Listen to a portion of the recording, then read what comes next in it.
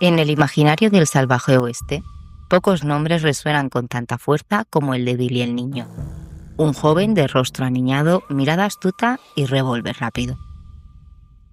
Henry McCarthy, que es su nombre real, nació el 23 de noviembre de 1859 en Nueva York, aunque su lugar exacto sigue siendo motivo de debate. Hijo de inmigrantes irlandeses, quedó huérfano a los 14 años cuando su madre murió de tuberculosis en Silver City, Nuevo México. Abandonada a su suerte, vivió de pequeños trabajos como ilustrador de zapatos, pero también de robos menores que lo pusieron en la mira de la ley.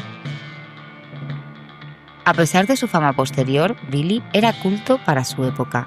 Leía novelas de aventuras, hablaba fluidamente español y era hábil con la guitarra y el baile. Un joven con carisma, pero con el fuego de la rebeldía en los ojos. Nadie imaginaba que un día escribiría su propia historia en balas y sangre. Su primera detención fue por robar ropa en una lavandería. Escapó de la cárcel trepando por una chimenea, y así empezó la leyenda. En 1877, con 17 años, Billy encontró trabajo como vaquero en el rancho de John Tunstall, un inglés culto que lo trató con respeto. Tunstall no era solo su jefe, era el primer hombre que lo trataba como a un igual. Pero Lincoln County estaba dividido por una guerra de poder entre dos facciones rivales. Tunstall fue emboscado y asesinado delante de Billy por hombres enviados por sus enemigos. Billy juró venganza y no esperó a jueces. Junto a un grupo de jóvenes armados, los Regulators, inició su propia cruzada. Uno por uno, los responsables de la muerte de Tunstall fueron cayendo. William Morton, Frank Baker, Paxton Roberts. Y en marzo, el grupo emboscó y ejecutó al sheriff William Brady. En abril participaron en el feroz tiroteo de Blazers Mill. Y en julio del mismo año, durante la batalla de Lincoln, resistieron un asedio de 5 días antes de escapar por las llamas. Billy era joven, pero letal, y ya tenía precio sobre su cabeza. El gobierno empezó a llamarle criminal. Y el gobernador de Nuevo México, Lew Wallace, ofreció una amnistía a todos los implicados. Billy aceptó colaborar, pero Wallace no cumplió su palabra. Decepcionado, volvió a la clandestinidad y se convirtió en cuatrero, ladrón de ganado y prófugo habitual en las colinas de Nuevo México y Texas. En cada pueblo dejaba historias. Unos lo veían como un héroe popular, otros como un asesino sin alma, pero todos sabían su nombre: Billy el Niño. En diciembre de 1880, el sheriff Pat Garrett lo capturó tras una intensa persecución. Este fue juzgado y condenado a la horca por el asesinato del sheriff Brady, pero Billy no estaba dispuesto a morir. El 28 de abril de 1881, en la cárcel de Lincoln, fingió estar esposado. Se hizo con un arma escondida y asesinó a 2 guardias. Robó un rifle, munición y un caballo. Bajó por las escaleras silbando como si nada y desapareció entre la polvareda. Aquella fuga lo convirtió en leyenda. Pero Garrett no descansó y en julio de 1881 rastreó a Billy hasta Fort Sumner. Una noche lo sorprendió en casa de su amigo Pete Maxwell. Billy entró desarmado y preguntando: ¿quién anda ahí? La respuesta fue un disparo a quemarropa. El niño forajido había muerto. Tenía 21 años y 21 muertes en su haber, según la leyenda. Su muerte no apagó el fuego del mito. En las décadas siguientes, la historia fue contada en baladas, novelas, películas y canciones. Algunos llegaron a asegurar que sobrevivió y vivió bajo el nombre de Bruce Bill Roberts hasta los años 50. Ninguna prueba fue concluyente. La cosa es que Billy el Niño se convirtió en símbolo del joven que desafía el sistema, de la frontera sin ley y del alma indómita del oeste americano. Más de 140 años después, seguimos preguntándonos por qué nos fascina tanto su historia. Tal vez porque en Billy el Niño vemos lo que el oeste fue de verdad: salvaje, libre, injusto y peligroso, pero profundamente humano.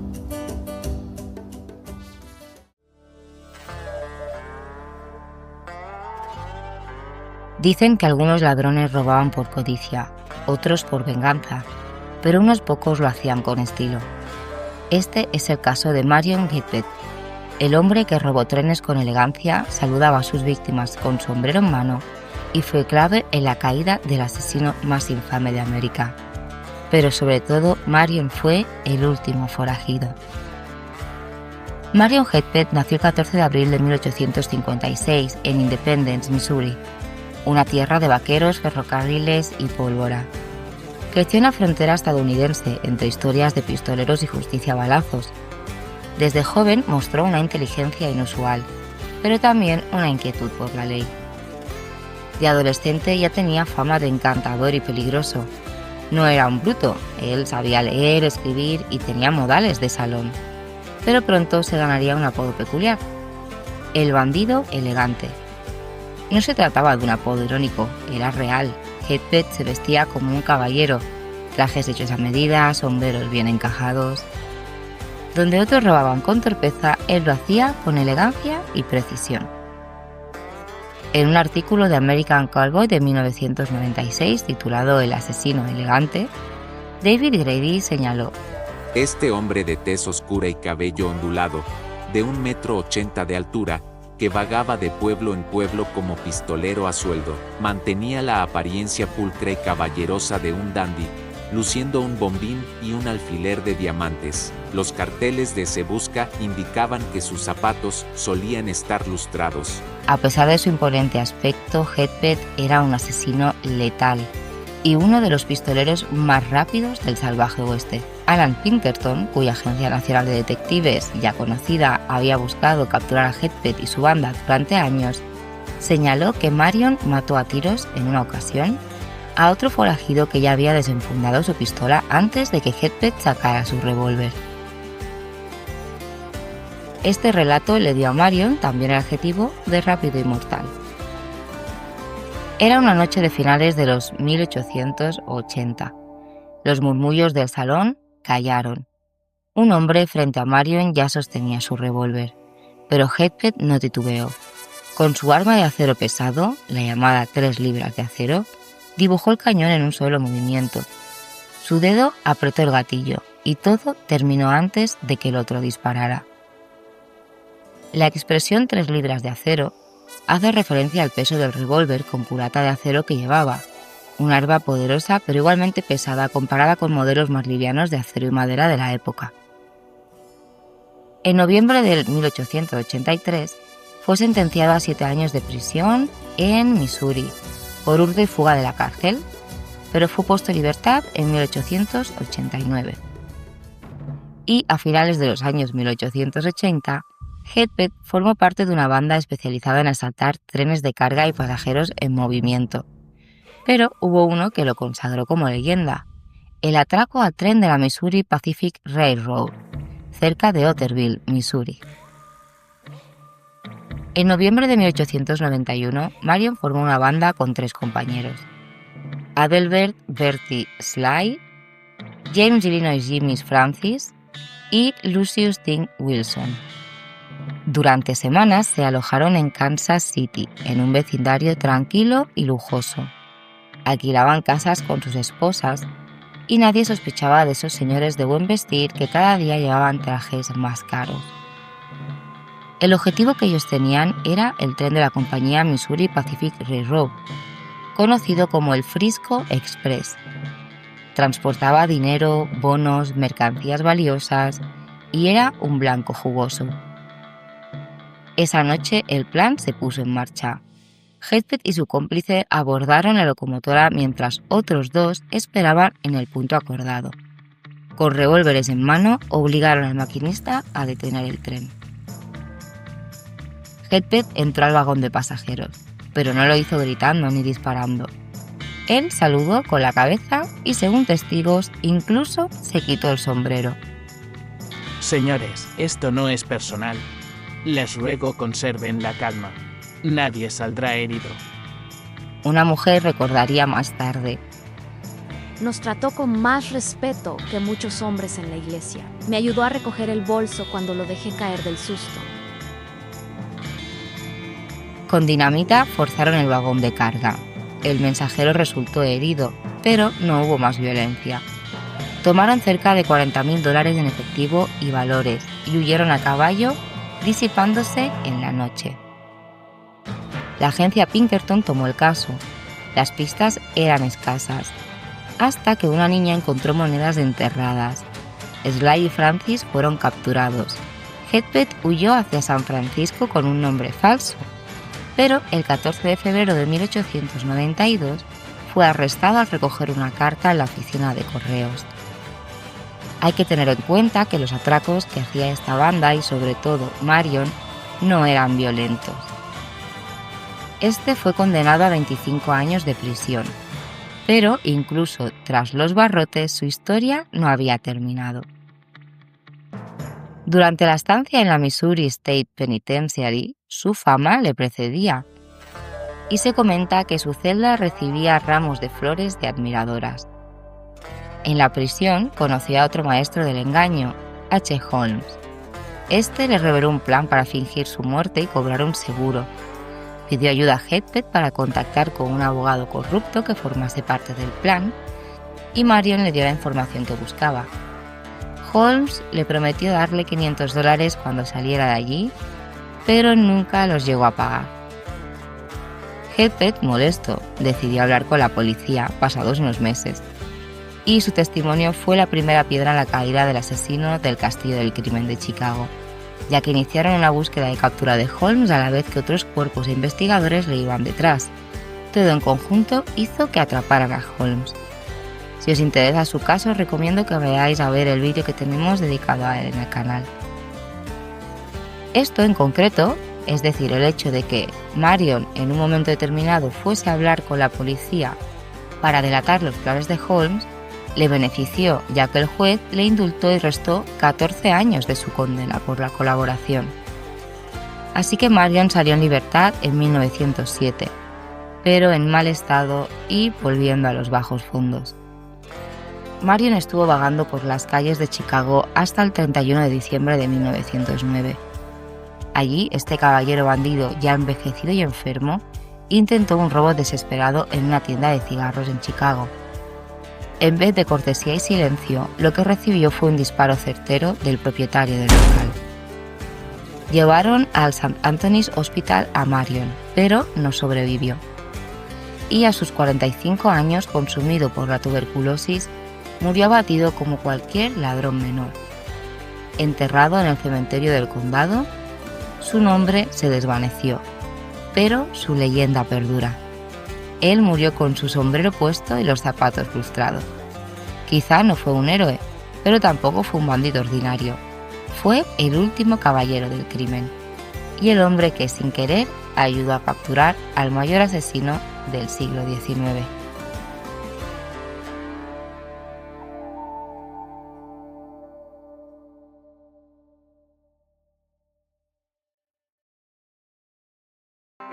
La primera mujer que se dedicó oficialmente a la investigación en los Estados Unidos. Poco se sabe de la infancia de Kate Warren. Los registros son escasos, pero todo indica que nació en Nueva York, aproximadamente en el año 1833, y probablemente en una familia trabajadora. Se casó joven y también enviudó joven, lo que en una sociedad dominada por normas rígidas hacia las mujeres la dejó en una posición vulnerable. Pero en lugar de buscar seguridad convencional, ella se reinventó. Kate era una mujer perspicaz e inteligente, que sabía desenvolverse bien en situaciones complejas. Y en busca de un modo de ganarse el pan, se le ocurrió algo que cambiaría su vida para siempre. En 1856, con 23 años más o menos, Kate se presentó sin previo aviso en la oficina de Alan Pinkerton, en Chicago. Como sabéis, es el fundador de la famosa agencia de detectives Pinkerton National Detective Agents. Y Pinkerton, desconcertado, creyó que ella buscaba un puesto de secretaria, que era lo común. Pero Kate tenía otro plan. Quiero ser detective. Las mujeres pueden obtener información que los hombres no. Nos confían sus secretos, nos subestiman, y eso es una ventaja. Ella le explicó que las mujeres podían ir donde los hombres no, a los salones privados, a las cocinas, a las confidencias de otras mujeres. Le habló con frialdad profesional y mucha inteligencia. Ella no pedía un favor, ofrecía resultados. Pinkerton, sorprendido, la contrató, convirtiéndose oficialmente en la primera mujer detective profesional en Estados Unidos y una figura que abriría el camino a generaciones de mujeres en la investigación. Kate no tardó en demostrar su valía. Se especializó en el trabajo encubierto y en tareas de infiltración, usando su aguda inteligencia y su talento para el disfraz. Se hacía pasar por sirvienta, esposa adinerada, actriz, confidente o lo que hiciera falta para sacar información clave a sospechosos.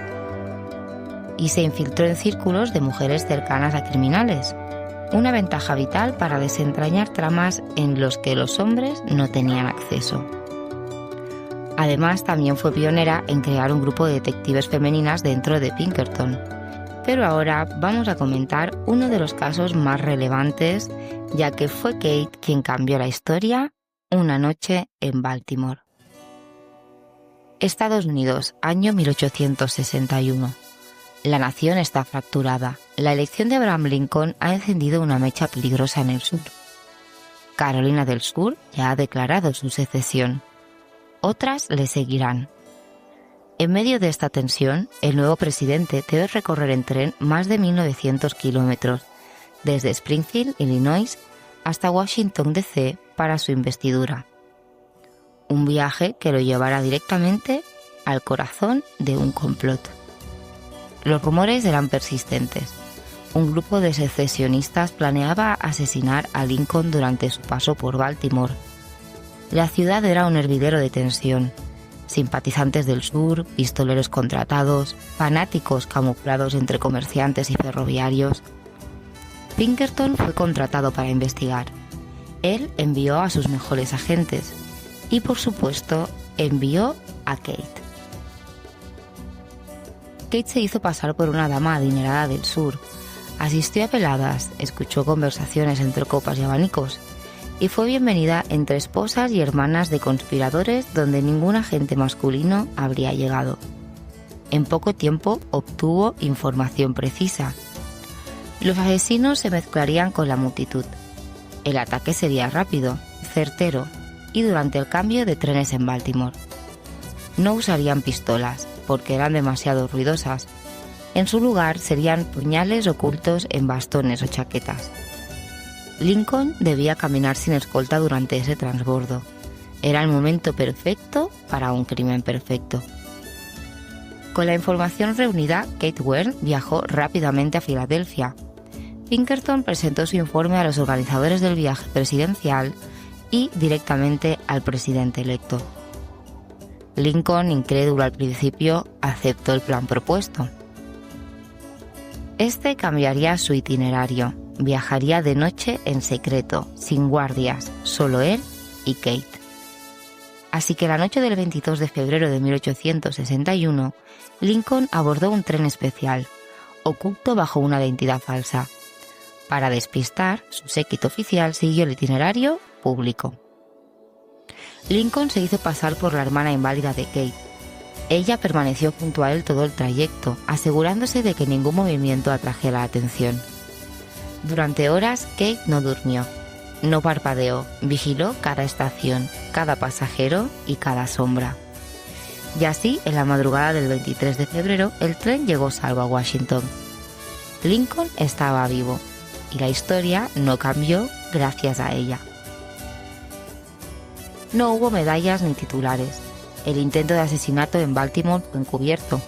El gobierno no quería sembrar pánico antes de la investidura. Pero Pinkerton y Lincoln sabían la verdad, y el nombre de Kate Wern quedó grabado en la historia secreta del país.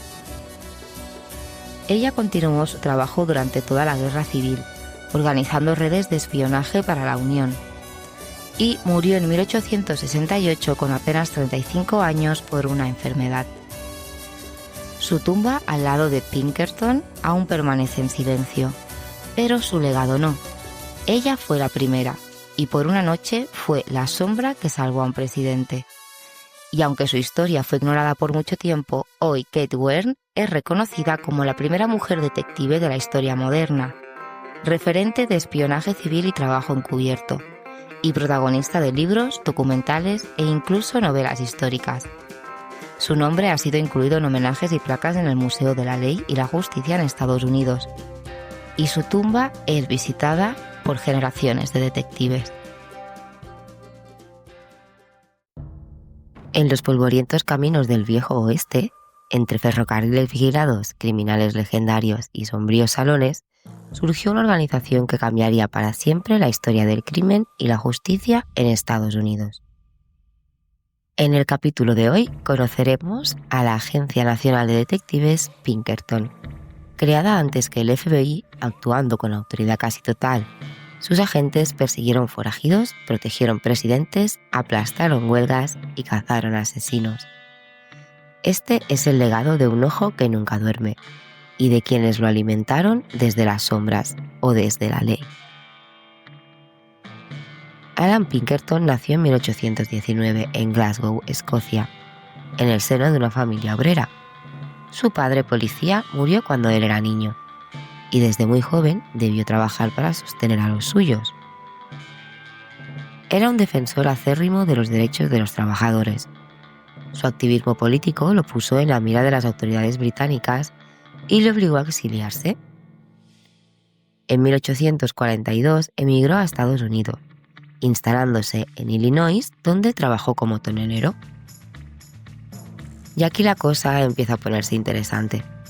Un día, mientras buscaba madera en el bosque, descubrió por accidente una red de falsificadores. Y lo que hizo fue ir a delatarlos a la policía. Y así comenzó una carrera que lo llevaría a fundar la agencia de detectives más poderosa del siglo XIX. Pasamos al año 1850. Con 31 años, fundó en Chicago la Agencia Nacional de Detectives Pinkerton, con un lema inquietante: We never sleep. Su símbolo, un ojo abierto, reflejaba su obsesión por el control y la vigilancia. Pinkerton fue un visionario. Creó el primer archivo centralizado de criminales, usó fichas fotográficas antes que la Policía Federal e implementó técnicas modernas de seguimiento. Su agencia protegía trenes, investigaba fraudes y capturaba delincuentes a nivel nacional, algo inédito para la época. En 1856, una joven misteriosa cruzó las puertas de la agencia en busca de trabajo. Su nombre, Kate Wern. Pinkerton, sorprendido, preguntó si buscaba un puesto como secretaria, pero Kate le convenció argumentando que las mujeres podían obtener información a la que los hombres jamás accederían. Ella ofrecía ser detective con buenos resultados. Podía infiltrarse en círculos sociales, ganarse la confianza de esposas, camareras y confidentes. Kate se convirtió en la primera mujer detective de la historia en Estados Unidos y pronto lideró su propia unidad femenina. Su momento clave llegó en 1861, cuando Pinkerton recibió información sobre un complot para asesinar al presidente electo, Abraham Lincoln, mientras pasaba por Baltimore. Kate se filtró en salones elitistas, disfrazada de sureña y obteniendo pruebas concretas de la conspiración. Gracias a ella, Lincoln viajó en secreto en un tren nocturno y disfrazado, salvando su vida justo antes de asumir el cargo. Y si quieres conocer más sobre la historia de Kate Wern, te recomiendo que vayas a ver el vídeo que tenemos en el canal. Tras la Guerra Civil, Pinkerton se convirtió en la pesadilla de los forajidos más buscados del oeste: los hermanos Reno, la banda de Jesse James y los Younger. De estos hablaremos en próximos capítulos. Sin embargo, sus métodos agresivos generaron controversia. En un intento de capturar a Jesse James, sus agentes lanzaron una bomba que mató a un niño e hirió gravemente a su madre.